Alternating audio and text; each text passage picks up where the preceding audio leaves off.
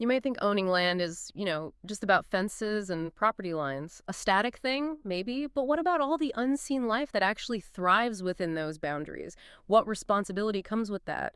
And what surprising benefits might pop up if we actively manage those wild populations?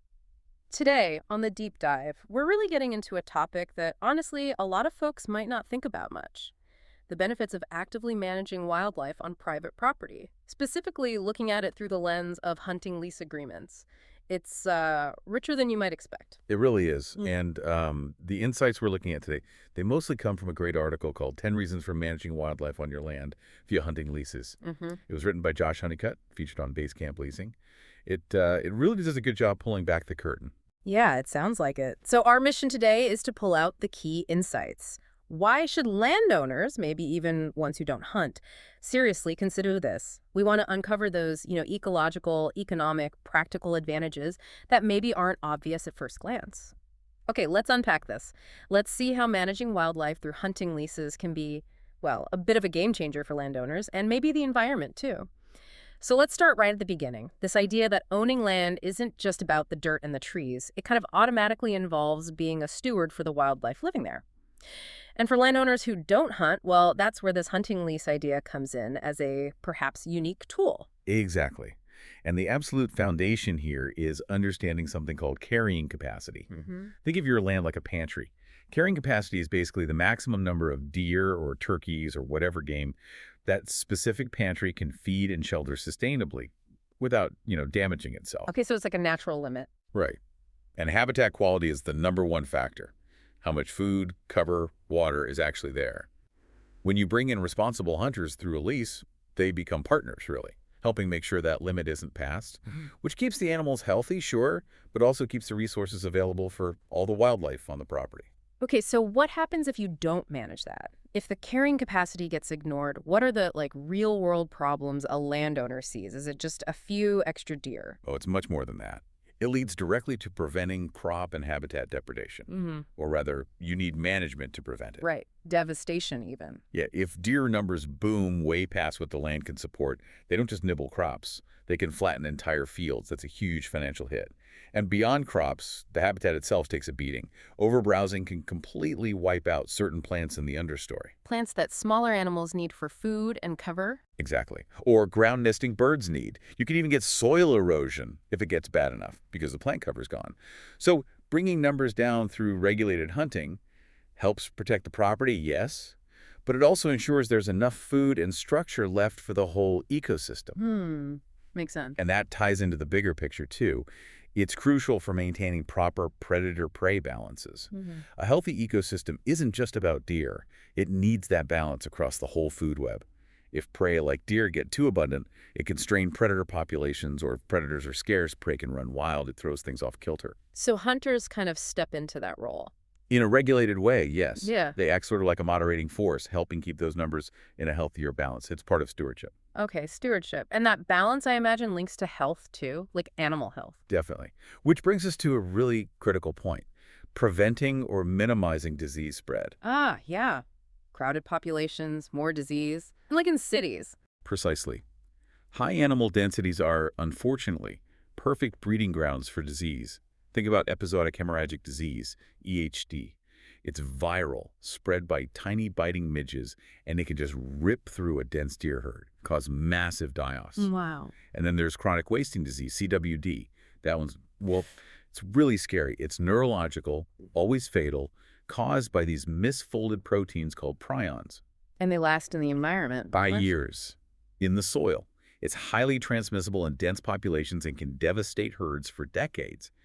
So keeping deer numbers at a healthy level through hunting, it drastically cuts down the chances for these diseases to spread, reduces how common they are, and lowers mortality. It protects the herd long term. That is a huge benefit. And it's not just about the deer in the woods. It connects to us, too, Hmm. to our safety. It helps in minimizing localized vehicle-deer collisions. Oh, yeah, that's a big one around here sometimes. It is everywhere with high deer numbers.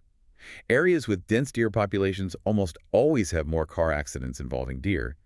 And these aren't just fender benders. They cause serious damage, injuries, sometimes worse. True. So a good deer management plan, often carried out through hunting leases, keeps those numbers more reasonable.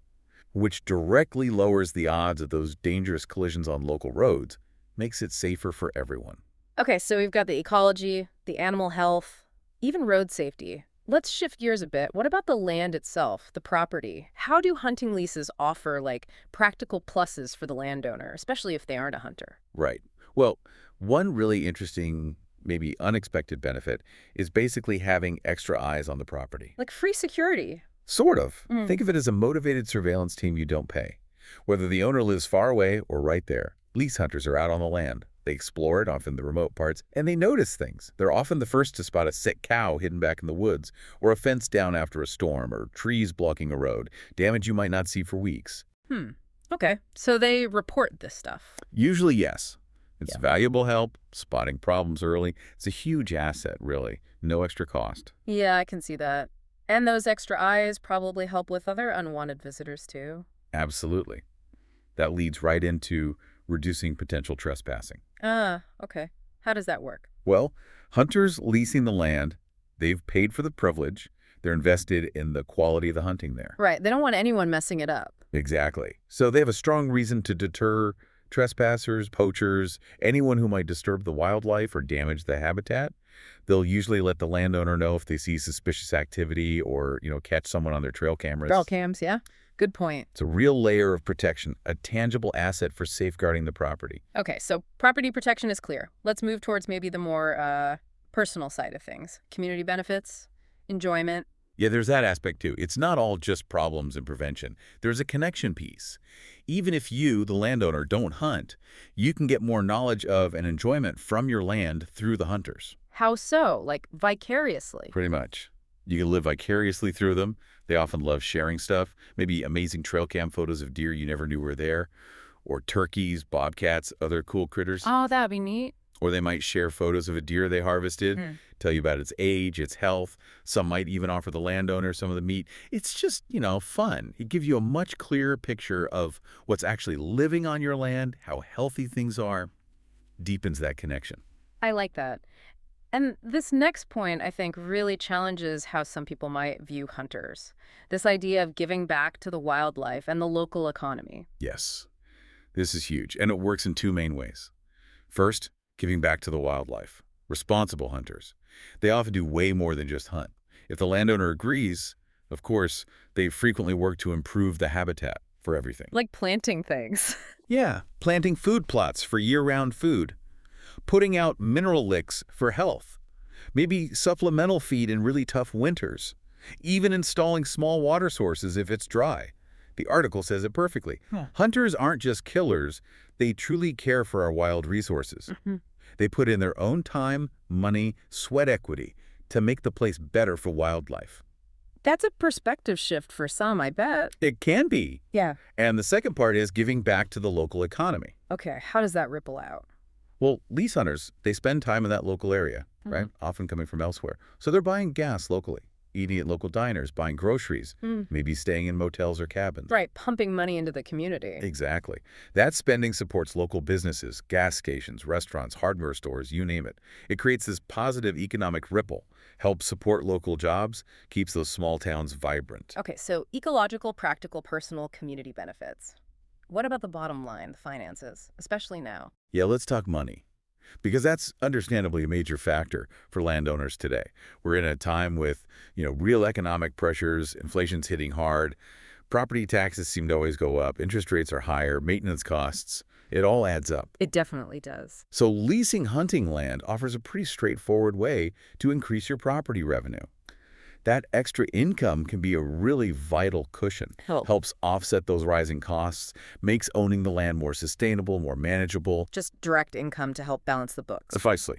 And there's another potential financial angle, more long-term. Okay. It's about increasing property resale value. Ah, interesting. How certain is that? Well, nothing's guaranteed in real estate, obviously.